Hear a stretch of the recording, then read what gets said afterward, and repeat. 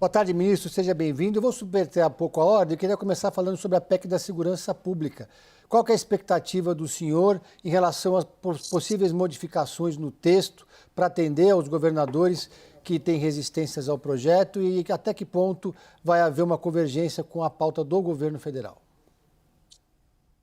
Bom, primeiro, boa tarde para você, Pedro, Yuri, Débora, aqueles que nos acompanham nessa entrevista.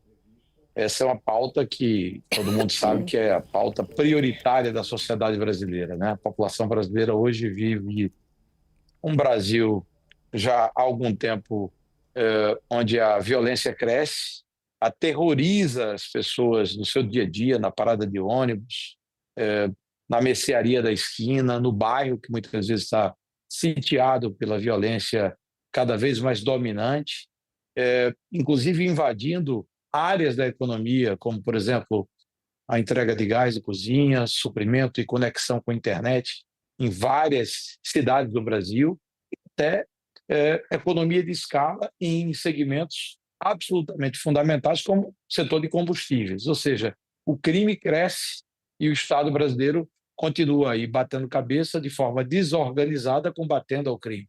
Então, a PEC da segurança, para mim, ela é prioridade absoluta da pauta do Parlamento. O presidente Hugo, quando me convidou, junto com o líder Pedro, foi no sentido de que a gente pudesse abrir um diálogo com os vários segmentos das várias forças políticas e construir um texto que possa dar um salto de qualidade do ponto de vista de arcabouço constitucional, onde a gente tenha, na prática, política de segurança pública mais efetiva, que a gente possa combater o crime, punir os criminosos e proteger os homens e os cidadãos e cidadãs de bem do Brasil.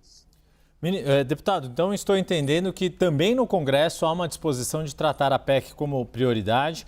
E aí queria ouvi-lo a respeito da resistência inicial que se viu dos governadores de oposição. Está no escopo de trabalho da Câmara também chamar os governadores para a construção desse texto, de modo que ele de fato seja aprovado? Afinal de contas, para mudar a Constituição exige um quórum mais qualificado, 308 deputados, 2 votações, né? Precisa de quase 49, né? Quase 50 dos 81 senadores. Isso está no escopo do senhor convocar os governadores que foram críticos à PEC para que ajudem a construir um texto que seja aprovado de fato? Sim, Yuri, até porque a maior responsabilidade do ponto de vista de política de segurança pública, de assegurar o combate à violência no dia a dia do país, recai sobre os governos estaduais, que têm o comando das polícias civis, das polícias militares, uma polícia judiciária, no caso da polícia civil, a outra ostensiva, a polícia penal. Todo o sistema penitenciário brasileiro, ele é majoritariamente estadualizado, então não dá para você discutir segurança pública sem envolver fortemente os governadores dos estados e buscar um equilíbrio. Eu sei que tem uma discussão ideológica muito forte. Muitas vezes o vetor mais à esquerda do PT tem um viés mais centralizador em Brasília. Nenhum país continental do mundo, e muito menos uma federação como é o caso do Brasil, executa política de segurança pública de forma centralizada a nível da União.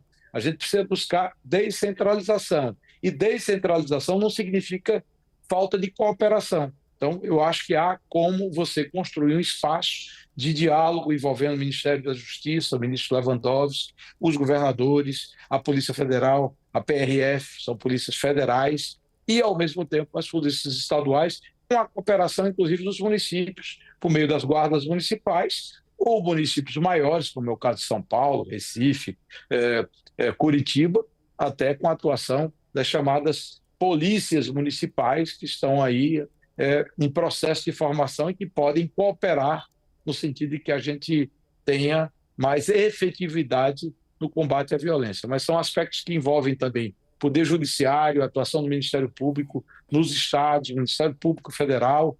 Crime se organiza cada vez mais, penetra em setores que antes não se imaginava como setor financeiro. Então, a gente precisa de um mínimo de organização. Então, vamos deixar um pouco de lado o debate mais acalorado do ponto de vista ideológico e centrar naquilo que interessa o cidadão brasileiro. O cidadão brasileiro não quer aí misturar o processo eleitoral com a discussão de uma política pública que interfere no dia a dia do trabalhador, da dona de casa, do pai de família, de todos, do jovem. Então, a gente precisa amadurecer uma política pública qualificada e tentando convergir num projeto de interesse do Estado brasileiro, no sentido mais amplo da palavra.